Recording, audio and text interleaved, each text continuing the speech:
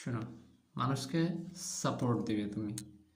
তুমি মানুষটাকে সাহায্য না করতে পারলে বলে দিবে যে আমি তোমাকে সাহায্য করতে পারবো না। এটা বলবে না যে হ্যাঁ আমি তোমাকে একটা কথা বলি, আল্লাহ এগুলো তোমার ভালোর জন্য করছে, সামনে হয়তো আরো ভালো কিছু আসবে হ্যান ত্যান। তুমি এগুলো না বললে তার মনটা আরো কম দুঃখ পাবে।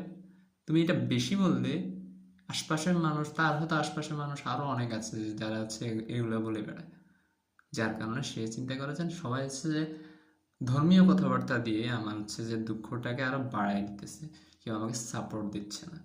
তুমি যদি সাপোর্ট দিতে না পারো তো তুমি যে খোদার রুল বা যে স্রষ্টার যে রুল আছে সেগুলোকে এমনিতেই অমান্য করতেছো। যে মানুষকে সাহায্য করতে বলা হয়েছে, মানুষকে সাপোর্ট দিতে বলা হয়েছে, আর তুমি কি করতেছো, তাকে উল্টা একটা হাদিস শুনে দিছো, কিন্তু তাকে সাপোর্ট দিতেছো না।